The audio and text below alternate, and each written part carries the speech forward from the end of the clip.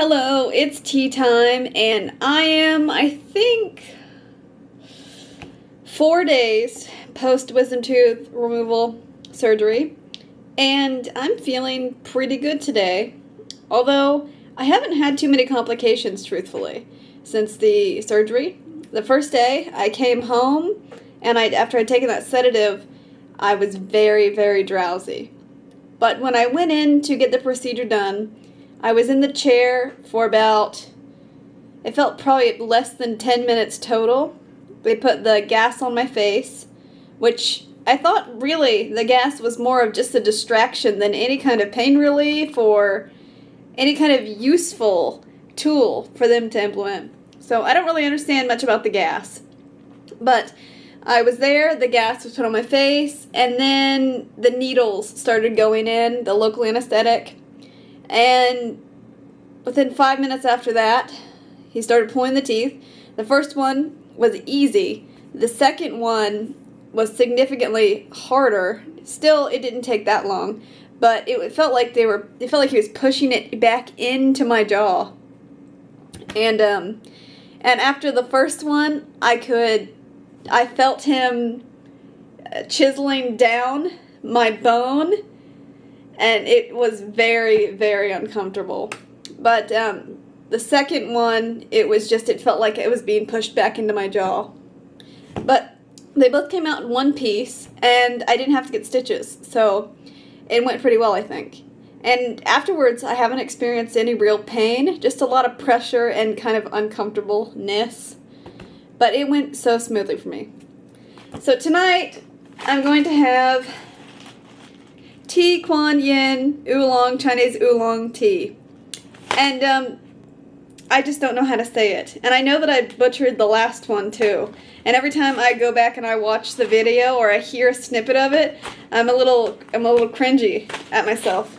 But I found this little tea thing that I bought a few years ago when I was really drinking a lot of kava. I invested in this. And this is going to be so great for my teas, I think. So I'm going to try it out with this, because I've actually never used it with loose leaf tea before.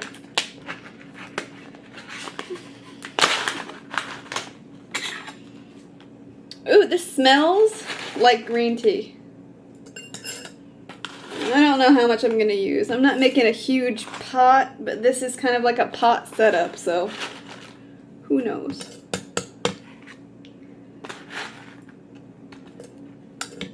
And if I really like this, I'll stop using the tea ball. Because the tea ball, it can be, it's not that bad, but I think it would be this is a lot easier, going from bag, spoon, into this. And then if it works good, it'd be a lot easier than have to fill up that little tea ball and using that one at a time.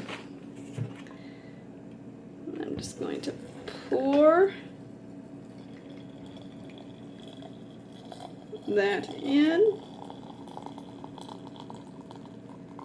And that's that. I don't know if I'm supposed to steep this a little bit like this. I guess I can do it. It won't hurt anything. And then I'll just let it sit to infuse a while. But that's what it looks like so far. You can already see it starting to infuse. It's interesting. I bet that's going to be a lot bigger of an asset to me than I really recognize right now. I'm also trying to find a job, which I've put in so many applications, and because I've been out of the workforce for pretty much since I dropped out of high school, nobody really wants to hire you. And I did go back and get my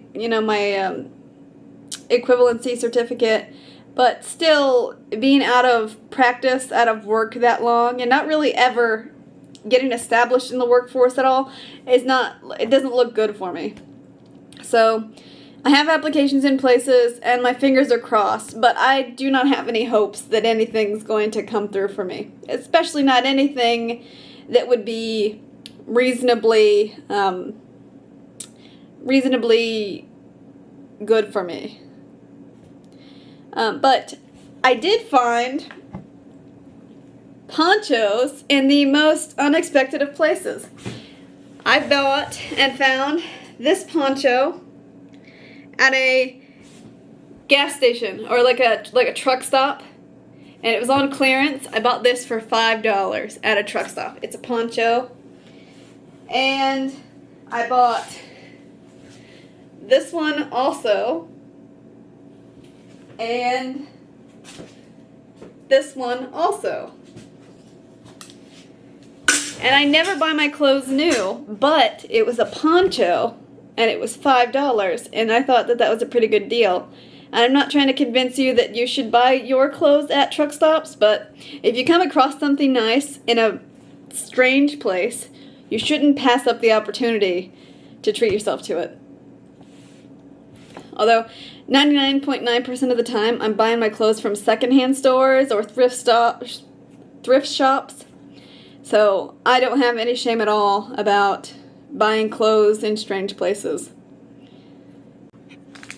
So I think my tea is ready. I'm just getting everything ready to go. And this is what it looks like after it's sat a while. Also, I don't think I mentioned it, but I didn't have any swelling at all. No swelling, no bruising. I look pretty much the same. Although I think the steroids, or maybe it's just me eating junk food or something, that have made my face a little bit more rounder. Who knows? But I'm going to go ahead and pour this in.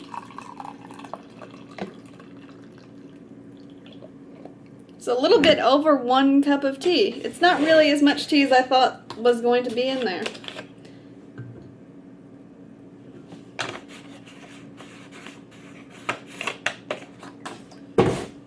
Ooh, have a look at this mug. It's pretty cute. Although I really don't enjoy the color pink.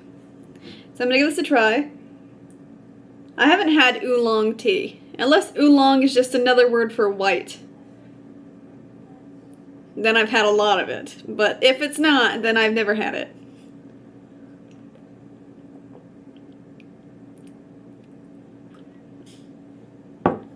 I think oolong's another word for white, because this tastes like a white tea. Let me look it up. Oolong tea is a traditional Chinese semi-oxidized tea with a unique flavor between black and green tea. The name translates to black dragon in English, referencing the shape of the leaves.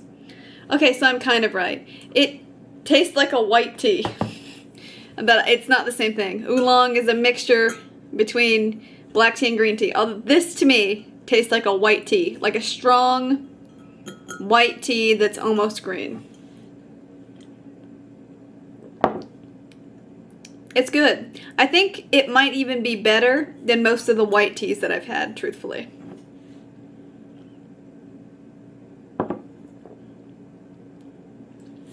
Also, if any of you guys have any tips about how to get into the workforce after being out of the workforce for a significant period of time, let me know if there's any hope for me. All right. Thank you, and have a good night.